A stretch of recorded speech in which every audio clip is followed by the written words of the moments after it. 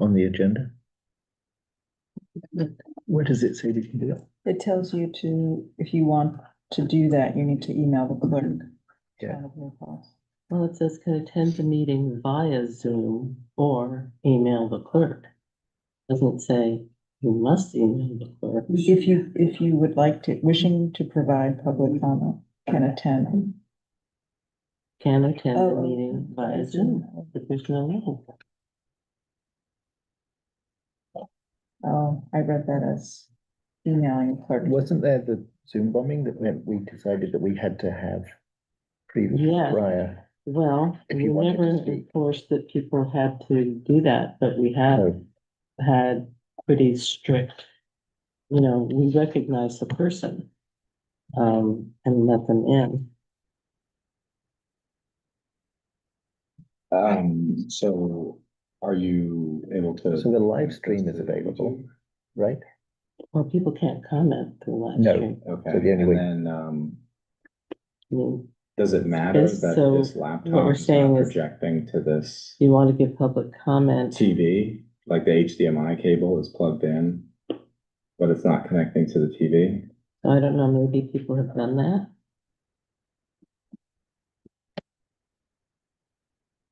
All right, I'll take a look. Thanks. But there's people on, so somehow they did it. There are people? Yeah, I can see it on his It's on laptop. his laptop. Oh, okay. I don't know where the link is for that. It may be on the town website. I went there, but I didn't see it. On board or can YouTube?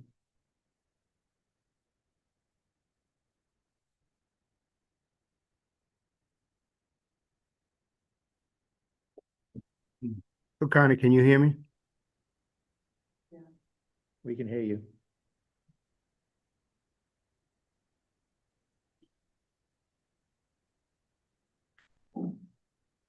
We should be clearer because it says here, in order to join, you have to send in, on the town board, it says to contact this, you have to send in a note to the assistant. Well, I don't see where it says you have to. Right. Rosanna, you all set? What are you saying? Oh, This is what I see. Rosanna, you want to unmute? Okay. Yep, You're- I'm good. It's all set, so we can start the meeting? You're all set. Okay, thanks. contact us and an email to Mhm. assistant. Recording in progress.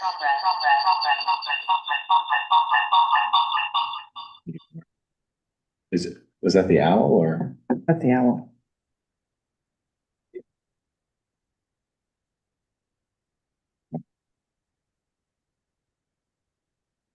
And for the pledge?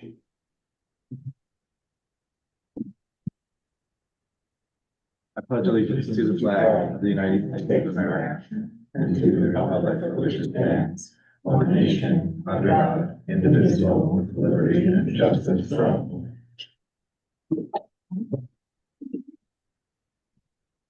Lauren, would you read the land acknowledgement?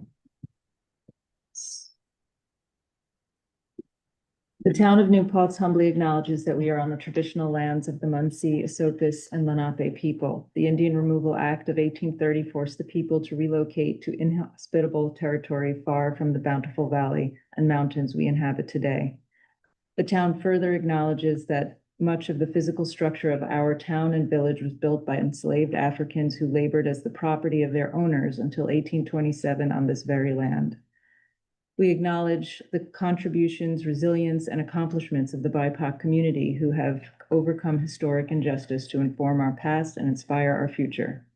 Please visit the resource library on our website to learn more. We encourage residents and visitors to learn more about the contributions and sacrifices made by the indigenous people and enslaved Africans by visiting the sites that you can find on our agenda on the website.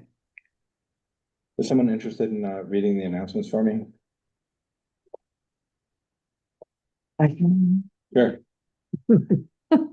The Office for Community Wellness, they're having a Together at the Table Wellness and Connections, a free community meal and sound bath with Sama Shakti on Wednesday, March 18th. Dinner's at 5:30, sound bath at 7. Contact assistant at townofnewpaltz.gov with any questions. I think somebody has to turn their speaker off. We currently have the following board committee openings for volunteers: Planning Board, 1 open position and 2 alternates; Environmental Conservation Board, 1; and Historic Preservation Commission, 1 opening. If you are interested, please send your letter of interest and resume to assistant@townofnewpaltzny.gov. Moriello Pool applications are available at Town Hall located at 52 Clearwater Road. When you enter the building, they are straight ahead on the table. Applications may be picked up Monday through Friday between 8 a.m. and 4 p.m. Can I just add that also there is a vacancy on the Community Preservation Fund, which we were asked to make known, and I'm sorry, I forgot to put it on this agenda. So there's 1 position on that board as well. Okay, and the Memorial Pool applications are available at Town Hall. That's at Clearwater Road. When you enter the building, go straight ahead on the table. Applications will be picked up Monday through Friday, 8 to 4 p.m. What? Sorry, Oh, I'm sorry. You did all the announcements? Yes. I Okay, thought that's what perfect. you wanted me to, okay. So did we formally come out of executive session for the police commission? Yeah, we did that before we adjourned Police Commission. Okay, and we're not taking any actions? Correct. Okay. I move that we adopt the consent agenda. Second? All in favor? Aye. Aye. Anyone here for public input? Are you doing the public hearing? You have a public hearing on the grievance Yeah, date? that's the first thing. Oh, okay, missed that. I move that we open the public hearing to change the local law regarding annual grievance day from the first Thursday after the 4th Tuesday in May to the 4th Tuesday in May each year for 2026. It would be on May 26th, 2026. Someone want to second my motion to Second. open the public hearing? Kitty seconded it. All in favor? Aye. Anyone here want to comment on this public hearing? No, I motion that we move the public, to close the public hearing.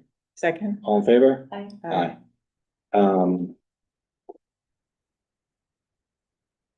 While we're at it then, I'm gonna go ahead and jump ahead to business agenda item number 20.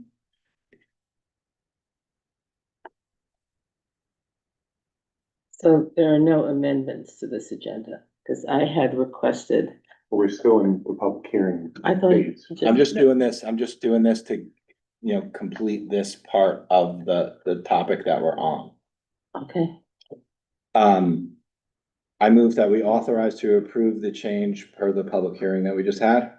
What you would be doing, sorry, what you would be doing is moving to adopt a local law, amending the current local law to change the dates for the annual grievance date as set forth in the proposed local law from the first Thursday after the 4th Tuesday in May to the 4th Tuesday in May of each year, commencing in this year of 2026. And I can give a little background as to why we're doing any of this at all, because it feels a little clumsy. So, right, grievance day is set per state law, correct? Yes. Right, so, But you, procedurally, if we want to do this, we don't want to close the public hearing yet, so you can put this information on the record of the public hearing. we already did close the public I hearing. know, you may wish to motion to reopen the public hearing, to put this on the record, close it, and then adopt the law. That would be procedure. Okay, I move that we reopen the public hearing. Second? All in favor? Aye. So now, the reason that we're doing this is that years ago, the town of New Paltz shared an assessor with the town of Esopus. So that individual was not able to be in 2 places at once. So we are just returning back to the way it works when you have one assessor responsible for one town. So this feels very kind of clumsy and confusing. It's really not. It's just to kind of correct the ship. Mhm. I move that we close the public hearing, and I move that we, One at a time. I second the motion to close the public hearing. thank you. All in favor? Aye. And now I move that we adopt or Adopt the local law, Adopt the amending the local law. current local. amending the current local law. Second. Seconded by Lauren, all in favor? Aye. Okay, now we can.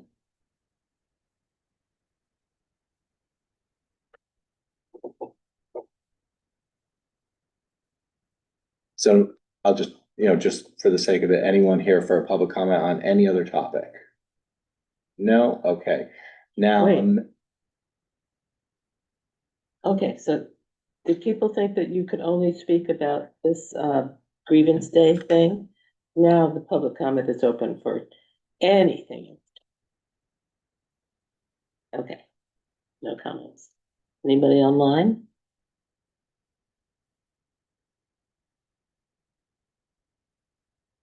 Okay, amendments to the business portion of the agenda. Kitty, you said you wanted to make amendments. well, I have asked that we begin using AI transcription for our meetings, and I know there was a lot going on this week, but you had said we could put it on the agenda. Yeah, we can discuss AI. You want to do that to conclude the meeting? We'll put that as the. Well, I'd like It's to do it's that on, right it's now. on, it's on number 21. I'd like to actually put it as item number 1 so we can start transcribing. We've got interesting stuff to talk about. Can you do it on your laptop? I think when you open YouTube, isn't YouTube? Rosanna, isn't YouTube already transcribing the meeting? I'm not sure. I will look into it while you guys finish discussing that. I think if you open. When YouTube has a closed caption functionality that any video, it will give you That's what I the mean. captioning. No, I can, That is live. It doesn't give you a transcript, which is, I think, different Right. from what Kitty is asking. as you know, I've spent so much time looking at our February 18th video and only using closed caption. But because I've looked at it so many times, I am now getting bombarded with YouTube ads. So it's just, and they are graphic. So I would really appreciate it if we could start transcribing now, so I could just read the transcript. Didn't we have this conversation at our last meeting about the issue on this topic? We discussed. We this started it. jointly. Yeah, Right, so wasn't the concern that if we're going to be responsible for collecting a transcription, then it becomes like an official document, where then we then have. but it doesn't. It doesn't. It's recognized as an unofficial. It is no way the town minutes. It's just a transcript. Is that right, Will? Is this a transcript we're putting out publicly and available publicly? It would be if the Right. town is producing a document. We're not producing a document. When you go into the video, you can read the transcript. That would And be a document. It, well, would we have become- one that when, it would become a village record, but I'm sorry, a town Yeah. record, but it would be, if the town maintains a copy of it, then it would be available. right, I mean, there's no, Whether minutes are a different story. Minutes of a We're not town board using it. meeting must be published onto the town's website within 2 weeks of the meeting, whether they're approved by the board or not, whether they're unofficial or not. As far as the transcript goes, if a transcript is produced for use by the town board or anyone else, it becomes, a public document. well, that would be a whole different step. I'm just suggesting that for meetings in which people say, did they discuss using transcripts at this meeting? You can look at the meeting, look at the transcript and say, oh, yes, they did at hour 1. When you have to fast forward, rewind, stop, try to screen grab the caption, the closed caption, it's really onerous for the public. It's up to the board whether they want a transcript produced. Let's see if we I even. shared a point of view and again, which I am worried that there is a communication issue in that transcripts can be very inaccurate. They can make up things, they can record things incorrectly, they can reference things that weren't said or get wrong names. And I'm very worried that putting that out there suggests that somebody should go through that, make sure it's consistent with our minutes and consistent with the actual events of the meeting. And I would worry that having two documents would cause Well, confusion with people in the community, because there'll be one document saying this is what happened, and there could be something else. And it would create more work, more overhead. There would need to be more human oversight of something that was AI generated. Well, What if you As- had something that was like a disclaimer that if it was being transcribed by AI, we had no, AI actually does have that. It says pretty clearly, AI makes mistakes. I guess the only But, issue. I mean, your minutes, the Historic Preservation Commission minutes are generated by AI, and they're great. They're clear, they're informative. I mean, maybe you made corrections to them, but, I could see everything that you talked about in those minutes. Yeah, I'm not on You the use them for historic minutes. preservation.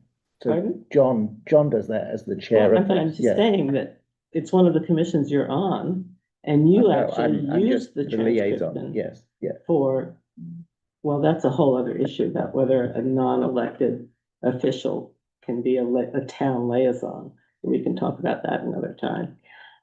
But right now, we're talking about the fact that a commission that you're on uses an AI transcript for its official minutes.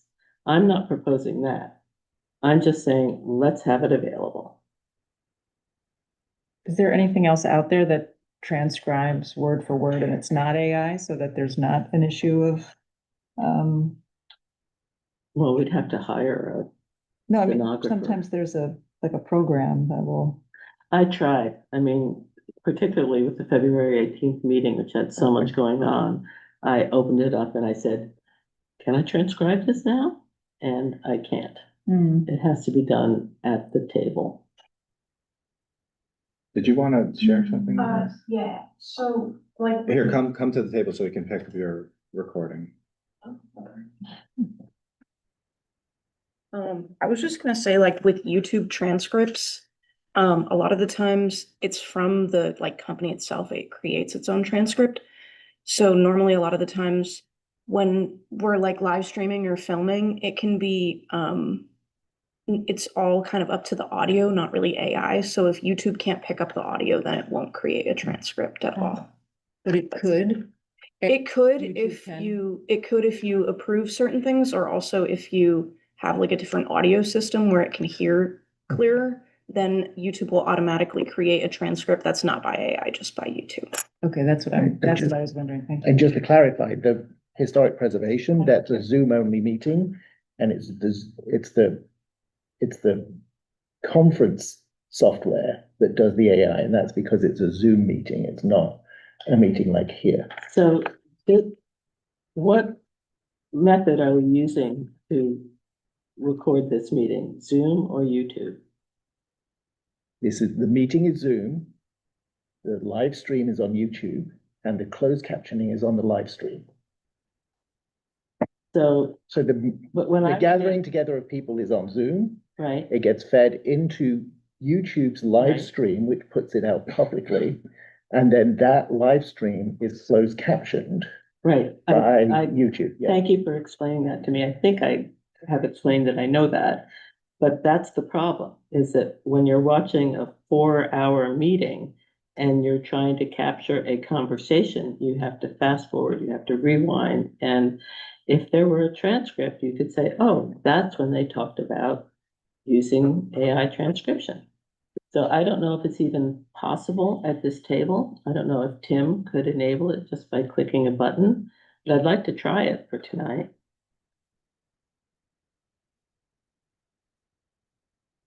Yeah, I don't have any background in whatever it is we're discussing at this point. Pardon? I don't know what we're doing at this point.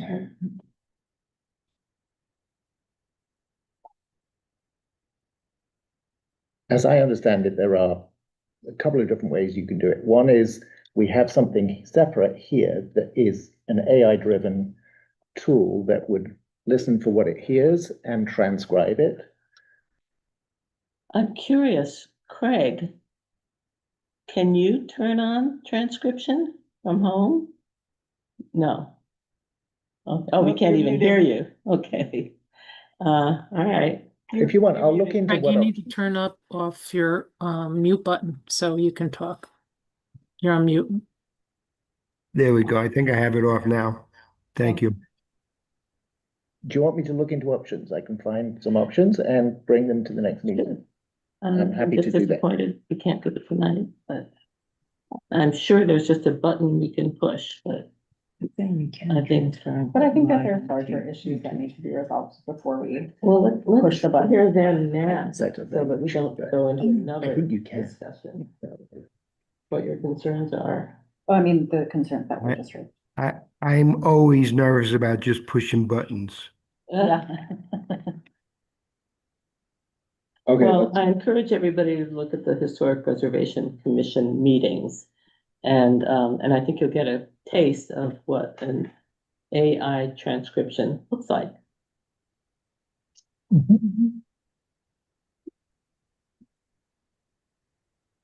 next agenda item is fireworks at the fairgrounds on July 4th, 2026.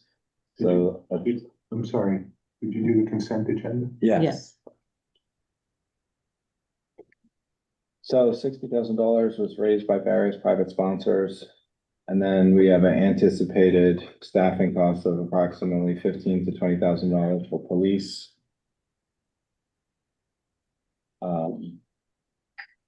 And then there was also a conversation of the town's B fund contributing $2,500. So if you were to include the $15,000 to $20,000 plus the town B fund contribution, that's between $17,500 and $22,500 to pay for security. And the challenge is related to having fireworks on July 4th, because that's when the fireworks companies charge a fair bit of money. And then also the police department charges additional money because police officers are paid 2.5 times for a super holiday like July 4th. So what we've had is some community organizers reach out to different donors to get the $60,000 secured to pay for the fireworks. So that's why we have Craig and Connie here at the meeting. They're going to tell us a little bit about the work that they've done to organize the July 4th event. I'll let you take it away. Well, I guess that's me. I'll start talking a little bit. We had budgeted between $3,000 and $5,000 for police. Very much unaware of. Hold on, I got some other device here. Give me a second. Let me see if I can shut this thing down. And not knowing or realizing, that police, they do a great job, get 2.5 times pay on the 4th of July weekend. It was happenstance that we decided to do. We used to do a large fundraiser in New Paltz. I guess maybe I'll give you a little insight who we are. My organization's been around for 10 years. When I sold PDQ and retired 10 years ago, I started Local at Heart. And our mission was to fight food insecurity. And that mission slowly grew where rather than just giving money to pantries, which we still do and often do, when we are asked, and we've never missed the mark on any request that's been made of us. But we decided we needed a major fundraiser. Our mission has grown to the point where rather than just handing out checks for money, we go in and we rebuild pantries. We develop and help them understand what infrastructure needs they would need to do a better job. Primary example right here in New Paltz is we gutted and completely rebuilt St. Joseph's Pantry with Father Sal. And within 90 days, he told me they more than doubled their capabilities of feeding people. So, because of that one event, it was an eye opener, and we really changed our mission to, we still give money when it's needed, but we like to buy hand trucks, build walk-in coolers, refrigerator, freezers, whatever it is when we go in and do an assessment they need, we'll do it, floor to ceiling, shelving, lighting, whatever it is. And we used to do at the organization, many of you may remember it, called Empty Bowls. We did it for about, I think, 4 years, Connie, is that correct? That's correct. And then COVID-19 sort of put the kibosh on that. It was just too hard to get the nursery schools, the senior citizen groups, organizations together because everybody was very frightened to be in groups. And we used to get restaurants, 20 of them in New Paltz, very supportive, gave us plenty of soup, 5 gallons, and we'd get over 1,000 people, and we did very well.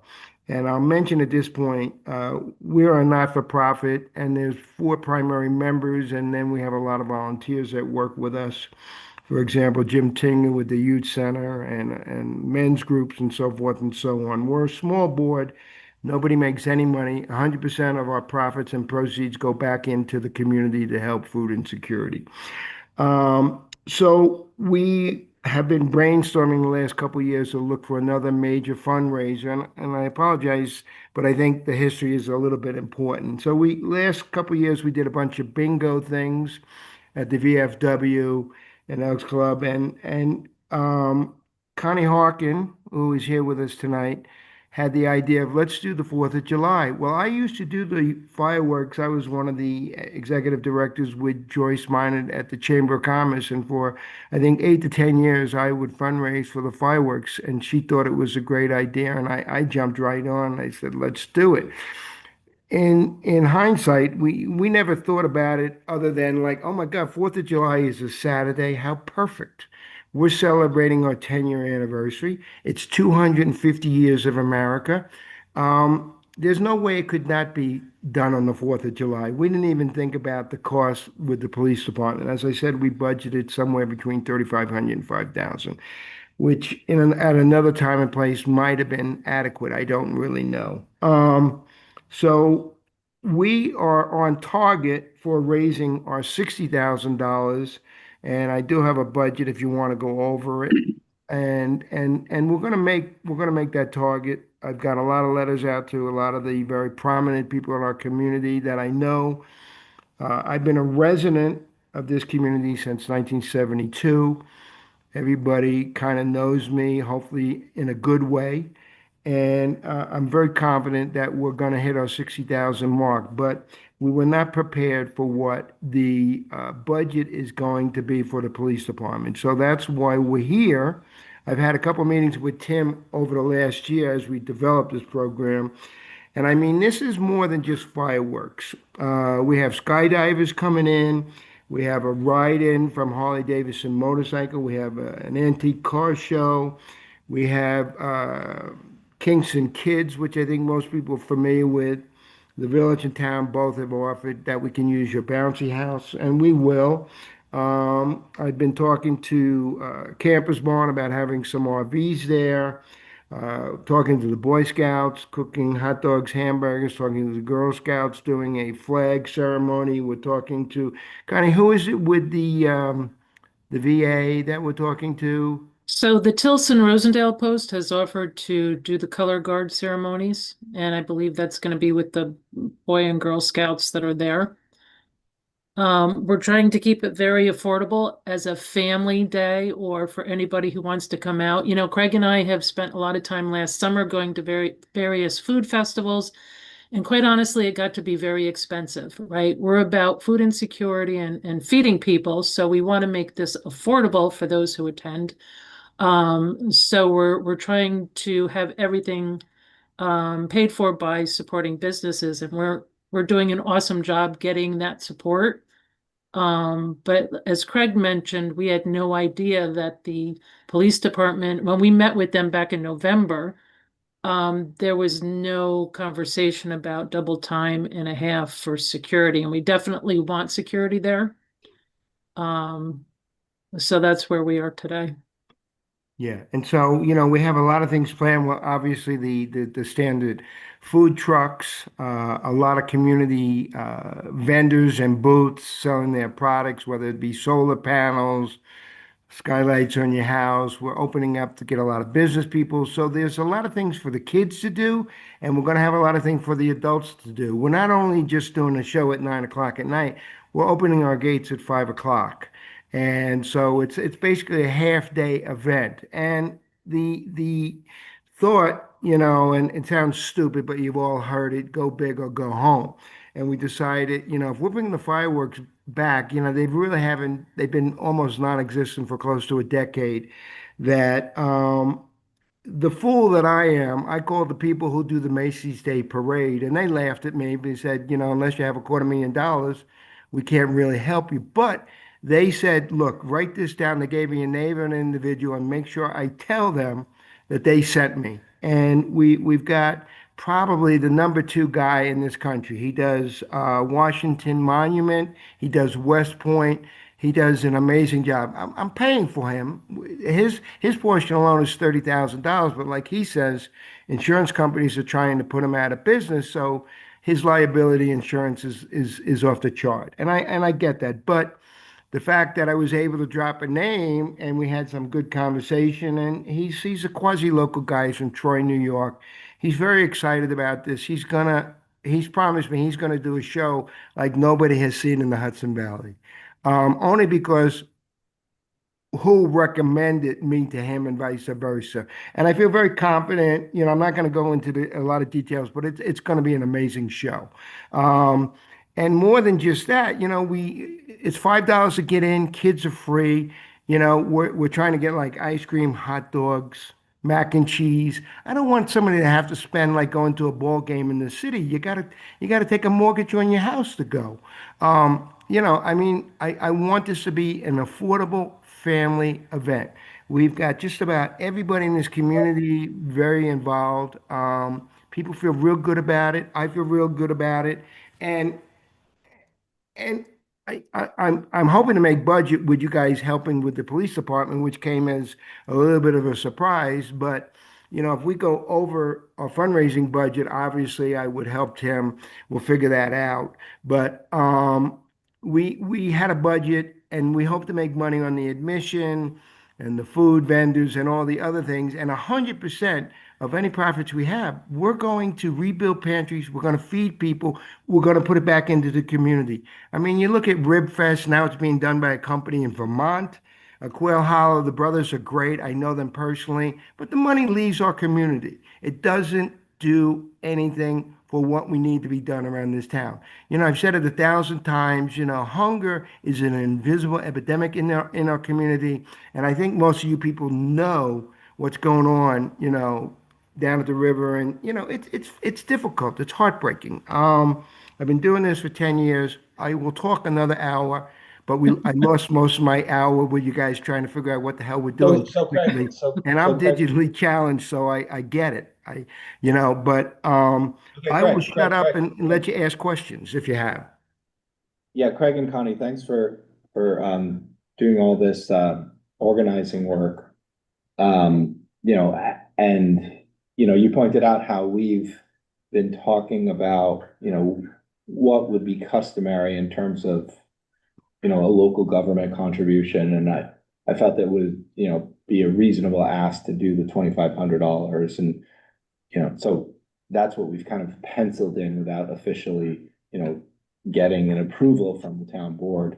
And you guys have done a tremendous job of raising money, raising 60K. So I think what would be helpful is if we narrowed in on this budget, because we know that the police costs are going to be between $15,000 and $20,000. Do you, with what you've raised so far, plus the 20, that's at 80. And if we're contributing 2,500 off the top, how do we get to the remaining, 17.5? Do we do that by continuing to fundraise? Do we do that by, looking at unbudgeted funds, this has not been budgeted for by the town government, so we'd have to, look at other pools of money, basically, fund balances for all intents and purposes. Do you think there's a possibility of your organization, putting, pencil to paper and, tightening up that budget and then, augmenting it with some additional fundraising? I don't think I can tighten this budget up. And I'm not being arrogant when I say go big or go home. My plan is that this is going to bring fireworks back to New Paltz. I did it, as I said, for probably a decade with Joyce Minard. We need fireworks in this community, not just because it's 250 years, but I think it's always been a lovely event. Everybody loves it. It's a celebration of being in America. We live in a country right now that was so damn divided, and everybody's at everybody. And I'm trying to make this thing like, you know what? Everybody, I don't care if you're black, white, purple, Republican, Democratic, People's Party, working class, I don't care. Come out, get a damn hot dog for $1, have a bottle of water. Let's just get together and forget all the bullshit for a day. Forgive my language. I do apologize, but I'm very passionate about this event. I think it's an opportunity for everybody to get together, just have a wonderful time. Forget about all the nonsense. At the end of the day, we're all Americans. This is 250 years. Well, I won't let it go. What I will promise you, Tim, and you know me long enough, I will be fundraising to the evening of July 3rd. And so I will continue to keep the board and everybody abreast of where I'm at monetarily. So, if I get another angel or two, I've got a lot of letters out to a lot of the very wealthy people in our community, hoping that they will step up to the plate. And maybe I won't need that much money. And, I will open my books. I have nothing to hide. We don't make any money on this thing. You know what I mean? I'm looking to be very transparent with this thing. Tim, we've been talking about this event for a year. So I've done things with this community many times. I have a pretty good reputation that I'll do what I say I'll do. And the budget is what the budget is, and I'm going to keep that as my target. And I'm just going to keep chipping away at it. And if I hit 60,000, I'm not going to stop saying, "Oh, Tim's got me covered." I'm not going to stop. Okay, board, hearing all of that, do we have any, I'm just trying feelings? to remember, I know that we have a parade budget. We have town approved parades. We do but not July Memorial 4th, Day, I know. Memorial Day, Halloween, Pride. Halloween Pride. not Pride, I think we Yeah. did last year. I thought we added I'm Pride. pretty sure Pride is not included. Pride has actually fundraised their own. Yeah. Okay, well, I know Paid they for it. did for 25, but I thought we did put it in the 26 budget. I don't know. And anyway, there's probably an extra $1,000 because we budgeted for the hoopla thing that didn't happen. So that's there. What was that? There was, The Hoopla Parade Easter didn't egg happen in thing. December. Pardon? Was that the Easter egg? No, it's a holiday hoopla and they march down, Main Street with lights on trucks and polar and so bears. that money was not used That, for. yeah, we just asked Matt to sort of give us a general idea of what parade costs were, and they were about $1,000, because they start at the middle school, they end at Hasbrook Park, and, maybe an hour or two. So, Yeah, the parade cost is basically for police to manage the parade. yeah. So that's $1,000 that's there. Thereabouts, yeah. Okay. But this is policing the whole event, right? Starting at 5 Until now. until 11. And people don't leave until 11 or 12. And then you still need police in town to just do regular policing Well, stuff. if they're starting, if they're coming all the way down Main Street, So the police expense it's not like a regular parade, it's more of like a caravan. So I don't think we're anticipating that taking too long or being expensive. It's really like that, if that's all it was, that's not a large expense, right? Yeah. The expense is really the the policing that will be needed at the fairgrounds. Right. There are a lot of people that we are expecting and that they're expecting as well. And I'll just say, and this was my idea from, and I'll be honest, for the last couple of years, and I'm an alumni of SUNY New Paltz, by the way. I've been on the New Paltz moderated page and I've seen residents, and I'm sure it works both ways, but I've seen people say, why can't New Paltz have fireworks? Why do we have to go to Kingston? Or why do we have to do walkway over the Hudson? We have the fairgrounds in New Paltz, and I've been hearing those comments every year, and that's why I had the idea to bring it back. That's where it came from. And I'm sure some of the town probably doesn't like the fireworks. Half the town does. I don't really know if that's true or not, and I'm sure that's true in every town, but we're trying to figure out a way, and we're pulling our resources together. I will tell you that the folks that are sponsoring the fireworks are a New Paltz town resident, Joe O'Connor. Diedrich's Pharmacy is sponsoring the kids section. That's $5,000. So a lot of New Paltz businesses are stepping up. And they're very excited about the event. I'm glad to hear that you're doing it. I grew up here and it was one of my favorite summertime events, and I was very sad when it ended. I raised children here. They didn't get to experience it, so we just need to squeeze money from somewhere and we don't know where it comes. But I hope we do. Well, can we continue to work together and, we see what the dollar amount is and we'll, touch base with our comptroller to see, how this can be done. And, I trust that you guys are gonna continue, like you said, you're gonna be fundraising until 11:30 PM on July 3rd. And I will be. I'm not just saying that. I trust. Okay. Tim, what's the precedent for other events? Who normally pays for the police at other events that are at the We fair? do. The town does for the other events? There is an application process. So if it's a town organization, they pay a very modest application fee. You mean like if there was an event at the fairgrounds, like what would be an So example? like the Rib Fest or, That one, I don't know anything about. I just that would worry if just we be start a privately precedent of contracted, I paying think. for police at events there. Chief, do you have any idea, like if there's an event at the fairgrounds? So part of it is, I'm gonna step up. Part of it is if it is a town-sponsored event. So historically, if it's not a town-sponsored event, then the organization or whoever's hosting the event is responsible for at least part of the cost. If it becomes a town-sponsored event where the board agrees to cover police costs, then the town pays for it. That's part of, or the town board, I think 2 years ago, decided for parade applications, if you wanted to have a parade in New Paltz as part of the application process, we would have to give an estimate for the approximate amount it was gonna cost for police to shut down the roadway. And then whoever is hosting the parade would have to pay that amount. Right, that's why Kitty was pointing out that there are town parades, Right. Memorial Day.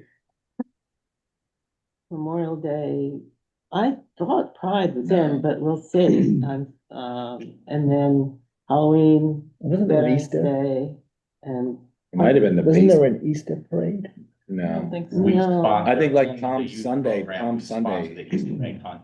Yeah, So the youth, church but pays it's for not their own. parade. Yeah. Oh. Well, we're excited to figure this out. How about that? And Great.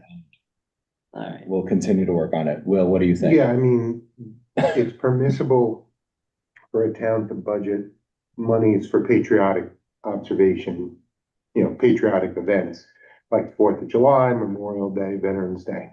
But normally those are worked into the annual budget. If we're gonna have the board consider moving money around, there may be some limitations on how much can be moved. So I'll look into see if there's any kind of cap, but you're allowed to expend funds for patriotic events. Just, it's not an unlimited number. Sometimes it comes from, you're allowed under town law, 64, I think, to do a publicity fund, and that's sometimes used for patriotic events. But there's ways to do it, but there are limitations on how much money you're gonna be able to use out of town funds for them. So but we can look at it. we did the brackets under that or not? Is that how we're paying for the brackets? Under the. Well, the Now it's brackets, Rochester County. the difference with brackets, because I asked that very same question, it's a good question. Those brackets are going to be able to be reused for non-patriotic events. We're keeping the brackets. They can be used for other purposes, holiday decorations, things like that, other types of banners. They're not specific to the, Hometown Heroes program. Mhm. That's why you don't need to put that in that type of basket of money. Okay. It's a general town purpose. It really can be. But I do think that Because that's if how you- the village funded it.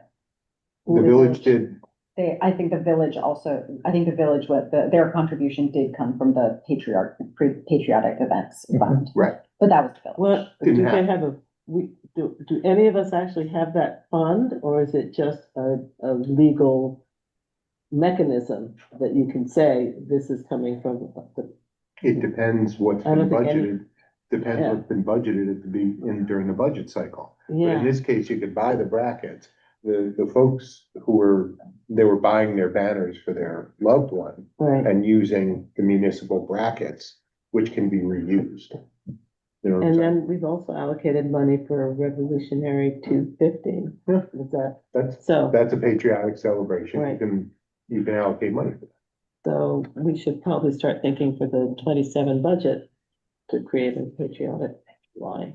Well, this is also 250 years, Kitty, so I don't think what would you say, a once in a lifetime event? I mean, I don't think you're gonna find a more patriotic time to dip into those coffers and use that concept. And, and obviously I'm using it when I'm fundraising, but whatever you can do, never lose sight of, it is 250 years and Have you talked 4th of to, July is the celebration of our nation, but 250 years is something extenuating, and that's why we went forward with it being on a Saturday. So we have a plan of attack, and like, I think if anyone on our board has other suggestions, definitely reach out to Craig the individually. county has a 250 Revolutionary grant. Yeah, and I know they're applying. Does Craig, oh, you are? No, well, not me, but But I Craig. know that HBC has, but But what about? If someone wants to share that with Craig, that would be probably a great I idea. think the deadline is March 22nd.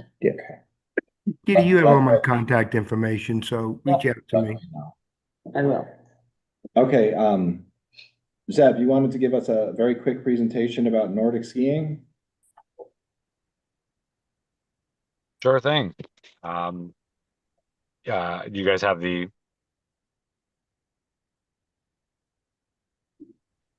You're muted. You just got muted. Yeah. sorry, there we go. Okay, got it back on now. Yep. Sorry about that. Do you guys have the document in front, or should I just refer to it? I haven't. I don't have it. It's Guess I can get it. it's a link in the agenda. next to the Okay. thing. Yeah, we have it, and we've reviewed it previously. Fantastic.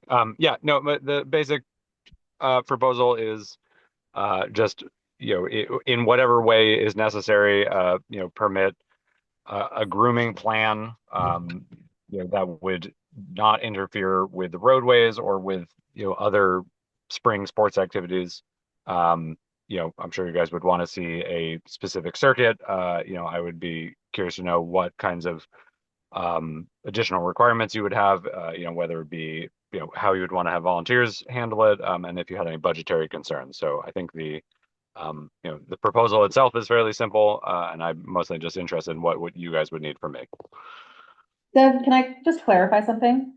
So Sure the proposal is that you are proposing that you would initiate this initiative, like that you would set up potentially a nonprofit, you would organize the volunteers, and you're basically asking the town board for permission to do so and what next steps you need from us. Is that right? Right. Yep. Are the fairgrounds parking lots plowed? They are. They are? Who plows them? Well, yes and no.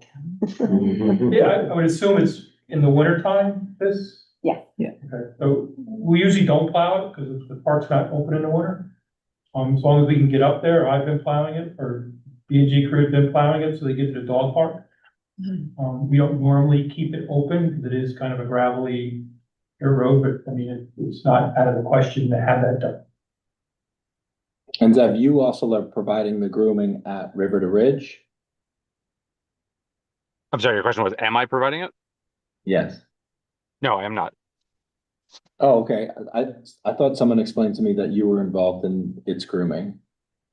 No, I mean, we can, depending on, the approval process and, what the snow conditions look like for next year, then we would identify either obtaining, grooming equipment that we could station there or trailer there, or, take equipment on loan from other agencies or nonprofits.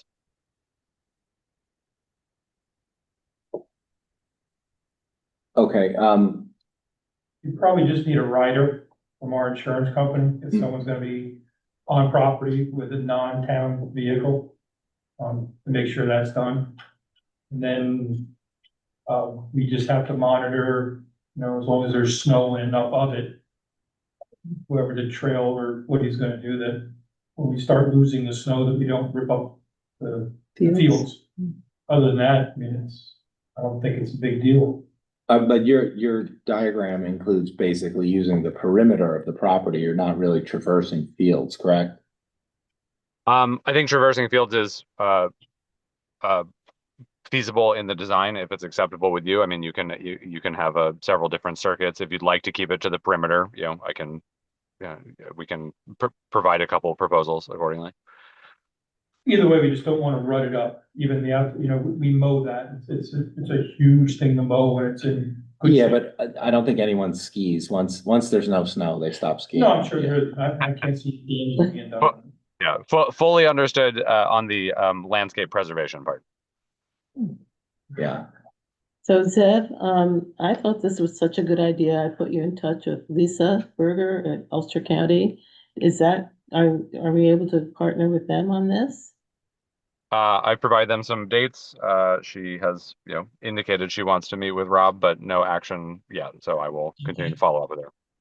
Great. But the town approves use of the fairgrounds, even though it's county owned. Is that generally how it works? So We have like a 99-year lease. Right, but it is except a for lease. Building at the park, we've never had to have permission to. but it's the same thing, whether it's a baseball team or a lacrosse team, we approve use of the fields. But in this case, because this could be a big boost for county tourism, I'm just wondering, there aren't many groomed Nordic ski tracks in the county. This could be a cool one. So if there's some way they would like to promote it or contribute to Zev's project, let's It's gonna be bigger than youth soccer?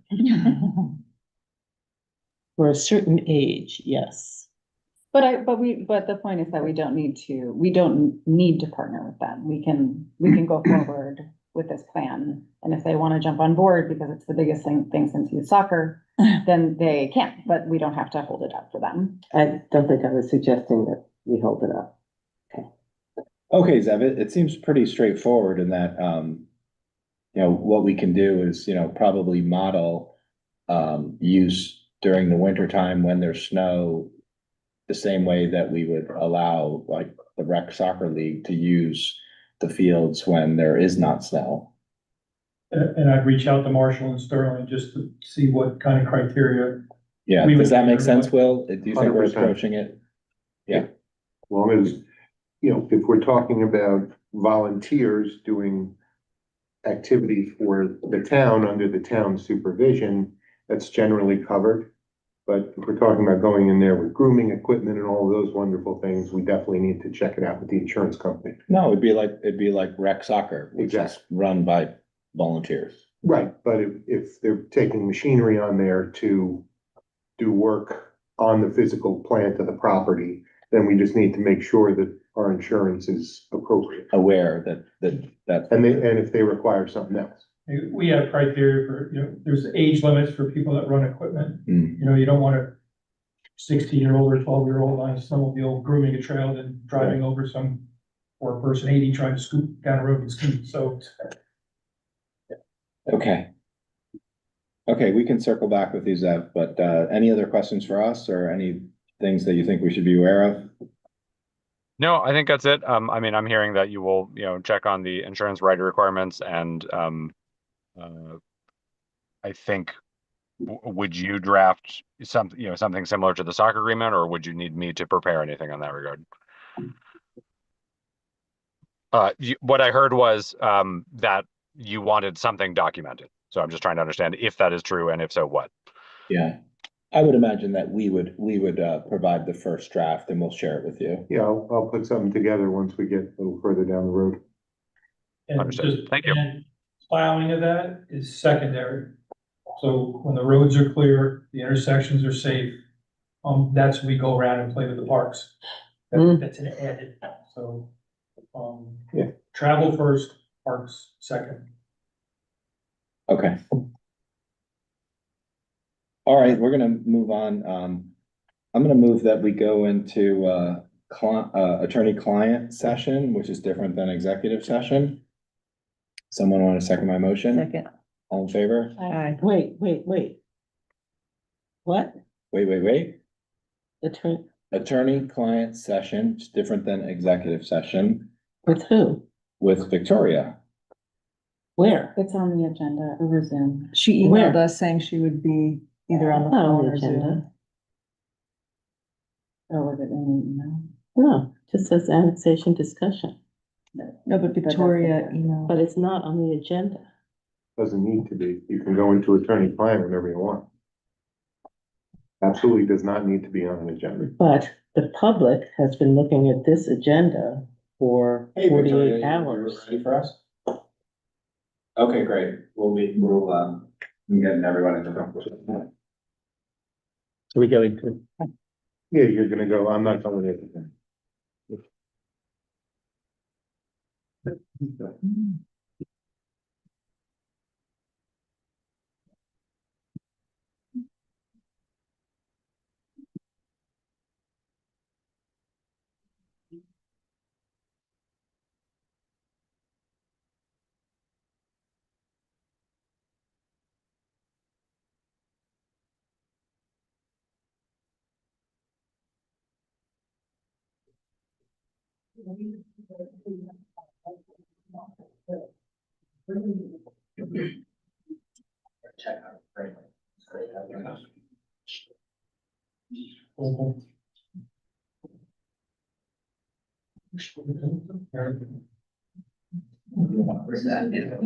I'll check our break.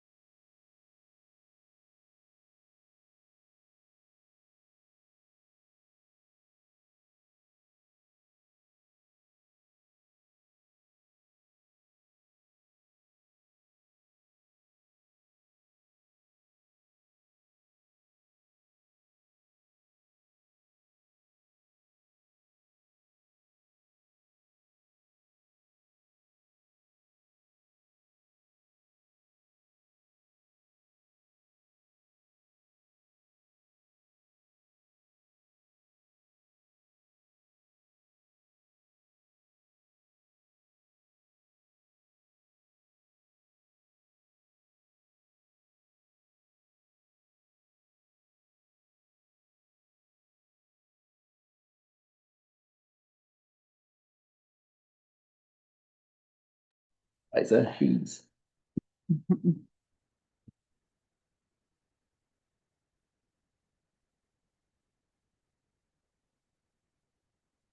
Kate, do you want to share what? No votes, no No votes, no actions taken, decisions. no decisions, moving to close the attorney-client meeting. I second that. All in favor? Lauren Aye. second. Aye.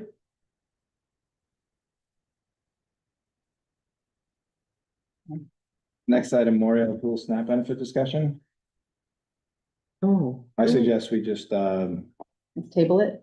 table it, sure. Well, they're But gonna can we start, put it on the next one? Cause I do wanna talk about that. well, how soon do they start taking enrollment? I know, Eileen told us. Taking enrollment, you can sign up for a pool pass now. Oh. Well, then we should let people know. Oh, God. And Will was here and we lost him. Do you know if he's done any research on this? Does he have an opinion? Yeah, I forgot what he said. Is he gone? Is his stuff? No, I still think there? he's coming He back. just went out to his car. Oh, So can we talk about the next thing Yeah. while we await him to return? Yeah, I move that we authorize to approve two There eighty-four he is. agreement for expenditure of highway money in 26. Second. All in favor? Aye. Will, you wanna share with us, information about the possibility of doing, SNAP benefits at the pool? Yeah. I looked into it. There, Ulster County apparently does, I believe they give, passes to those who are on Medicaid as well as those receiving SNAP benefits, not necessarily both, one or the other, make them eligible in Ulster County to do it. Issue was raised about whether that may constitute some sort of impermissible gift of taxpayer funds in New York. There's a few differences of opinion on that. I think that it can be done. Finalize some research on it, but I think it can be done if that's something the town board wants to look at. Yeah. And oh, consider. yeah. Well, Okay. that's entirely up to the board. But I think it's something that can be pursued however you want to structure such a program, whether, there's concerns raised about how you're gonna regulate it and make sure that those who are getting the free pass or the free admission are part of either a family or individuals who actually get the benefits and aren't just claiming they're, part of a family or something. You have to, Can we use the county model? I mean, they must have a way of doing I tried to look at it doesn't get into it on their website per se about how they regulate it. It just says they do it. So operationally, that's gonna be the second part of the equation. it. Okay. We just approved it. Well, let's find out how they do it operationally. I mean, we basically just have a bunch of kids as lifeguards at the county pool who somehow must have, just say, I don't know, if you show your SNAP card to get your groceries, surely that's what you would pay. It sounds like you can maybe draft up a proposal of how we can move forward with this, right? Yep. Okay, so instead of speculating, we can maybe wait on that for the next step. Can we have it by, Before we spoke to them, yeah, we're gonna give them a signature. can we have it by the joint meeting?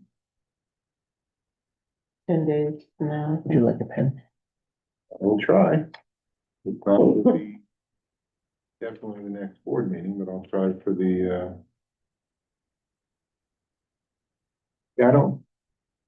right now, how does it work with the admission to the pool? I mean, everybody needs a pass to get into the pool right now, right? It's just a Unless you- question Come in for the day. I'm asking. I don't know how it works, who's checking the passes right now.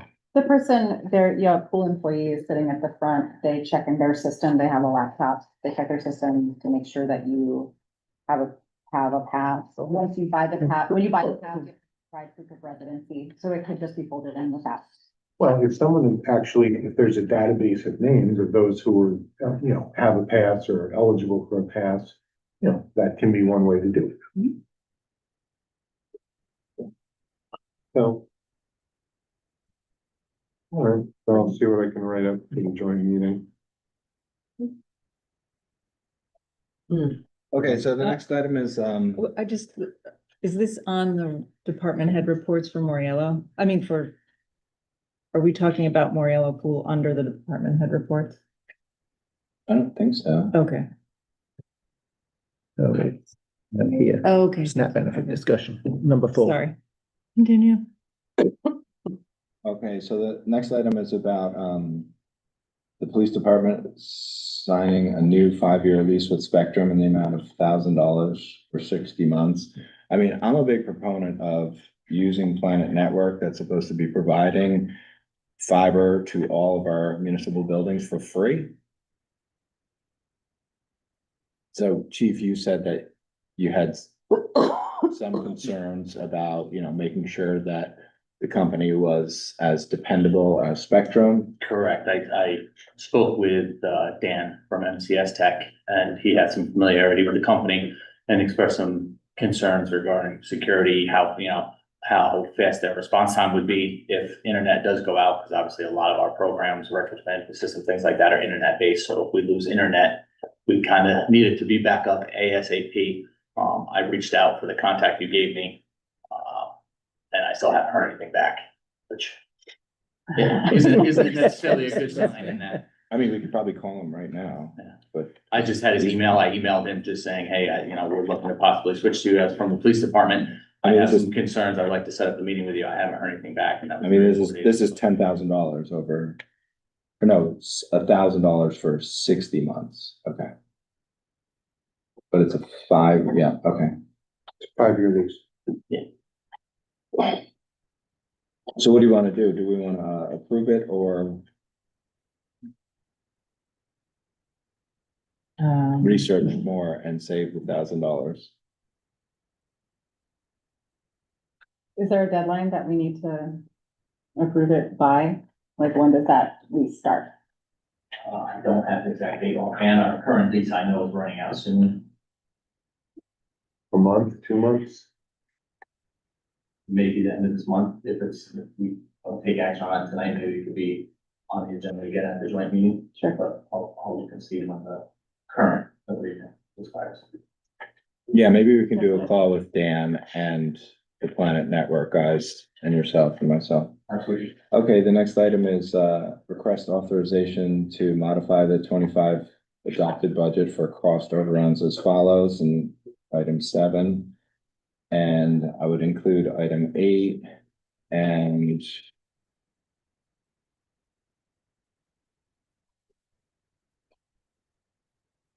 also include item 9, request authorization to increase the 26 adopted budget for unanticipated revenues.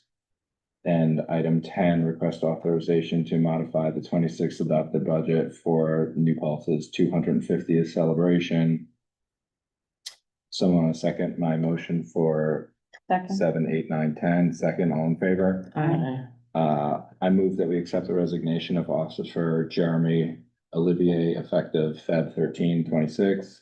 Second. All in favor? Aye. Authorize the supervisor to sign 2 3-year lease agreements with the Ford Motor Company for the purchases of 2 Ford Explorer patrol vehicles. The lease agreement is for 3 annual payments of $17,386.52 for each vehicle. These funds will be drawn from the PD2 equipment line. And then I want to add 13 to this because they're related, right? And that the $15,000 is to upfit these vehicles. That's correct. So the upfitting is what they refer to, putting all the vehicle comes from Ford, just like a regular Ford Explorer. So then we have to pay to put the lights and the sirens and our emblems and everything into the car. And I just want to highlight that this money is available because the community has been able to secure SUNY impact aid via the governor's budget. Yeah, that's the budget modification that was just as putting those funds into the police department lines for legal. Yeah, so this is not budgeted for money, but it's money that we've gotten because of our lobbying efforts, asking for money from our representatives in Albany. Nice. So then the trick will be next year, our fingers are crossed that we receive SUNY impact aid again, but if we don't, then it's gonna have to come out of, yep. I move that we approve 12 and 13. Second. All in favor, aye. Just want to make a note here, if I could, because I spoke to the chief about this today. The way, Oh, right.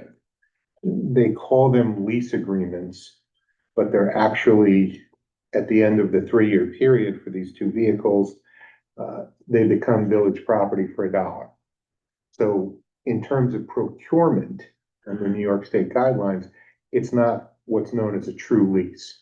A true lease is when you give the vehicle back at the end. But this is basically financing agreements for 3 years. The only way we can do that without going out to competitive bid is if the vehicles are under a state bid number, a state contract. And so I spoke to the chief today to confirm, and he was good enough to call Friendly Ford Hamilton. In Hamilton, where these vehicles are being acquired, and they, at my request and at the chief's request, they provided their state bid number from Office of General Services for the record and the minutes. It's contract number PC 69149. Because of that, we don't have to go out to bid for these vehicles, and we can proceed even though it's not a true lease. Thank you. So in the future, I think just including that detail anytime that something is On state state bid, just let's make sure that that note is in here. That's very helpful. Because if it's not under, because this purchase, if it was an actual lease, we wouldn't have to do that. Yeah. But because it's not a lease, we're really buying these two vehicles over 3 years.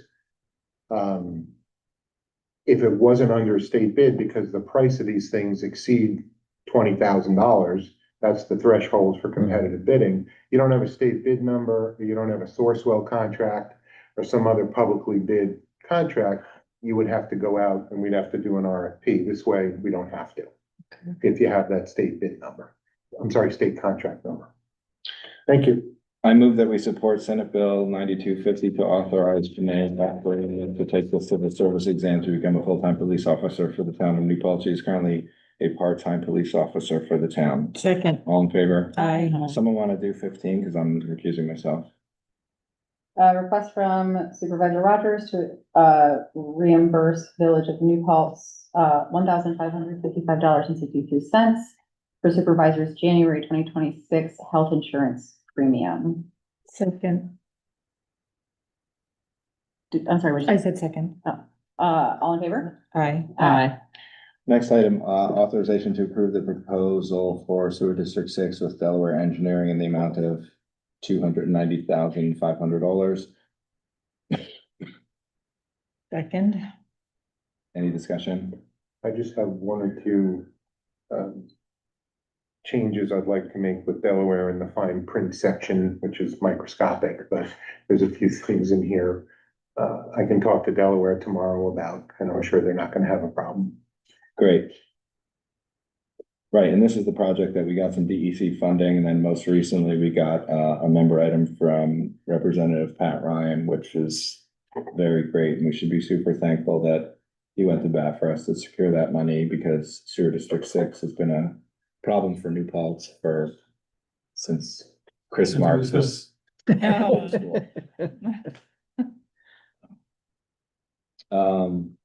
I move to approve NIPA contract for December 1st, 2025. We didn't. Oh, sorry, all in favor of the Delaware Engineering authorization? Aye. Aye.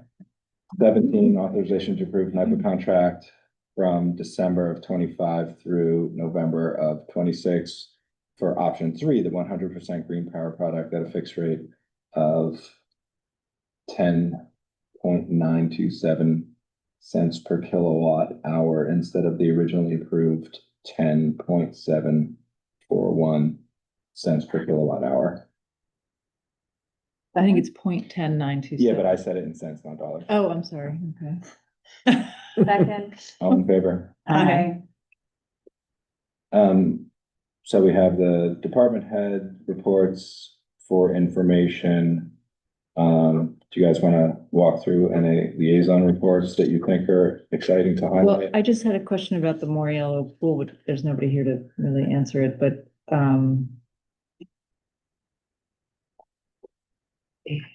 whoever wrote this report is saying that the pool is on its last legs. Yeah. So I would like to discuss at some point what that means, and are we losing a pool, and There's just a ton of capital projects staring at us in the face, and the town submitted a grant application to the SWIMS program last year, didn't get it. You know, generally, I think the way these grant programs work is you probably have to, you know, apply like at least 3 times, and maybe you get it at some point in the future. So apply. And, you know, Chris is doing his best to hold things together with duct tape while we It figure has a out. massive leak. yeah. We don't find it. Yeah, so you know, it's like the folks running the pool are very aware of its limitations. Chris is aware of its limitations, and But like, there's a possibility it becomes defunct because they don't get grants, money, and yeah, well, we're figuring out how to pay for it. I don't know that it's gonna become defunct. I think it's more of just, this is the nature of owning an albatross. yeah. Can we, help with the grant writing process? I just don't know so they applied for a grant, it didn't go through. Can we help with that for the next round? Yeah, so we paid a company to write a grant, you know, in 2025 that was not awarded. I showed it to another grant writer. They had some thoughts about how it could have been improved. Like, did we ask for too much? You know, were other I's not dotted within the application? I could definitely send it to you if you want to take a look at it. Yeah, I just love, think as the many town- eyes on it as we can. It's just like a super competitive process. Yeah. I'm pretty used to like not getting grant awards and like, this was an amazingly written grant. You did not get it because there's too much demand. Like, Right. that's what they say. Yeah, I mostly just wanted to make sure we were doing whatever we could to support it. Yeah.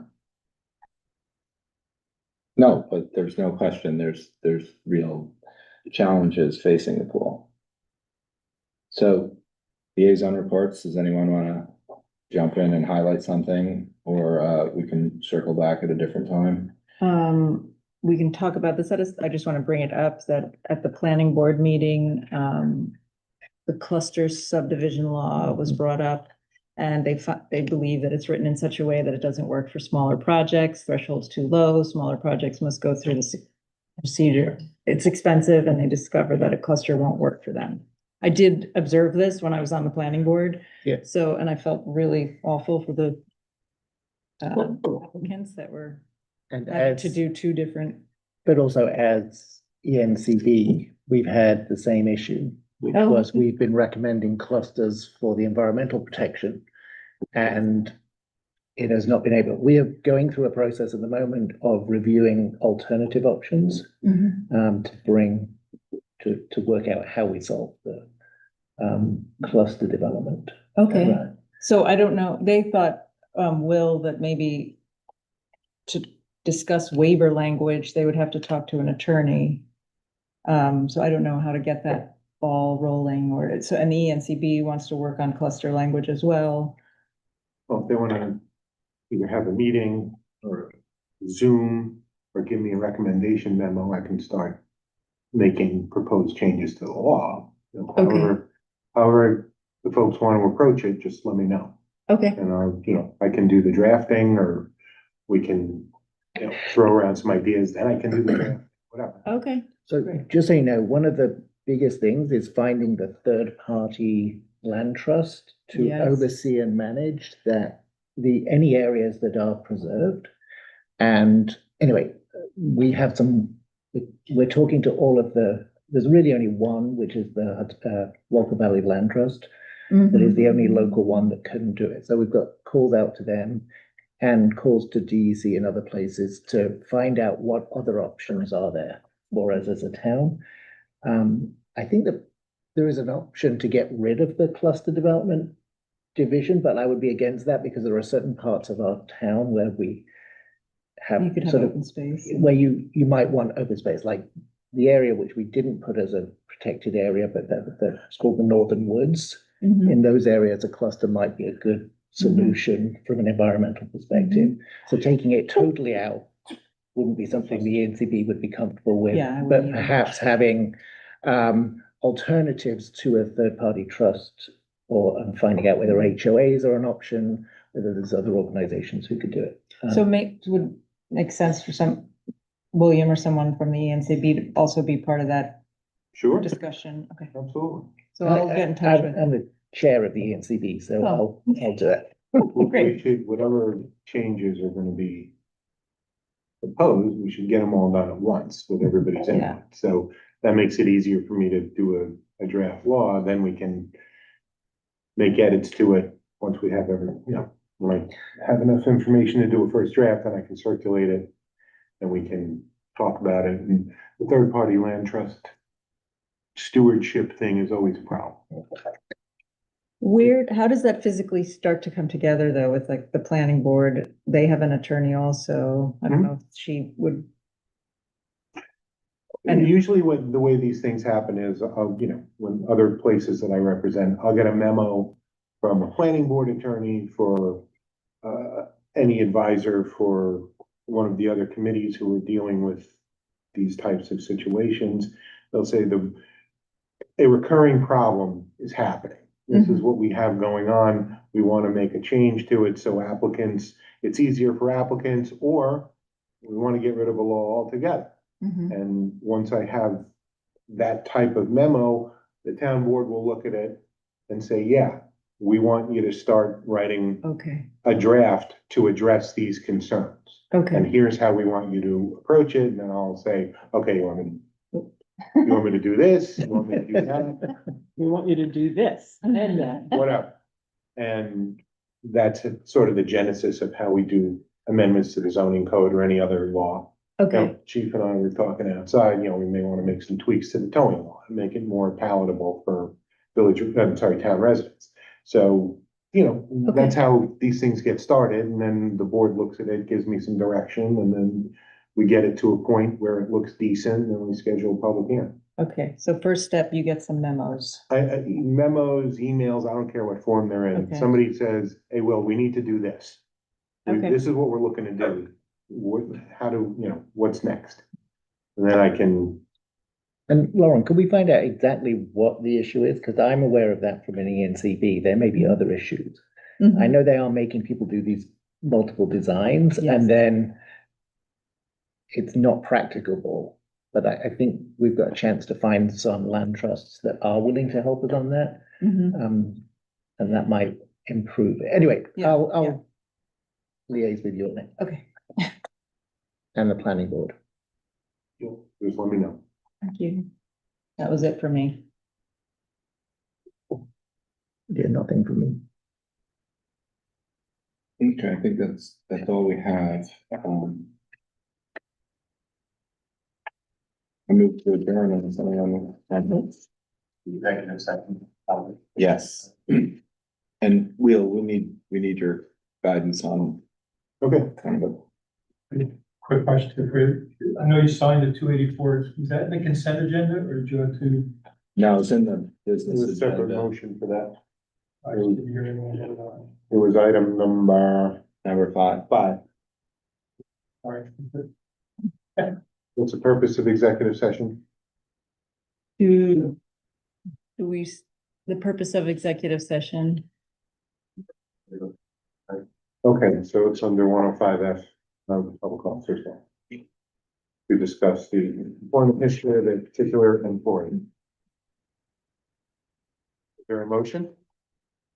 Somebody make a motion, please. moving to enter executive session Yes, for the reasons stated. for the reason stated. The second. Favor? Aye. Now. And, You want me to join? yes, and the chief is invited in? Am I joining this or? is it- Yeah.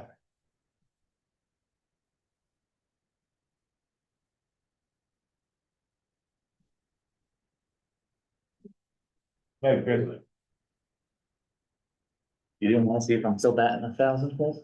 What's that? You didn't want to see if I'm still batting 1,000? Yeah. I'm timing you though. Have a good night. You too.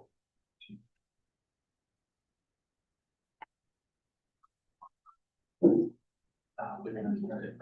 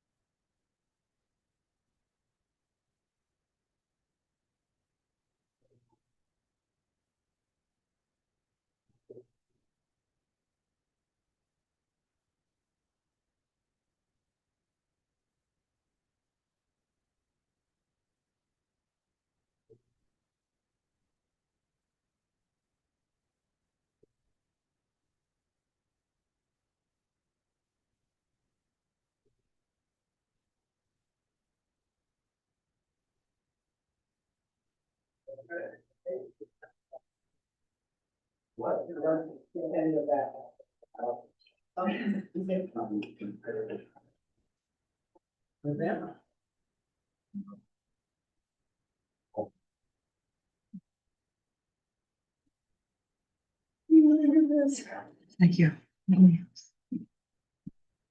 I just have one more action I want to take. Rosanna, you're there. Okay. Motion to cut that down. I move that we leave exec session and Lauren seconded it. Second. Aye. I move that we approve hiring Winston Burnett as a part-time police officer effective on or after March 16, 2026. Second. All in favor? Aye. Anything else we want to do tonight? Move to adjourn? Second. If we don't, all in favor? Aye. Aye. Okay.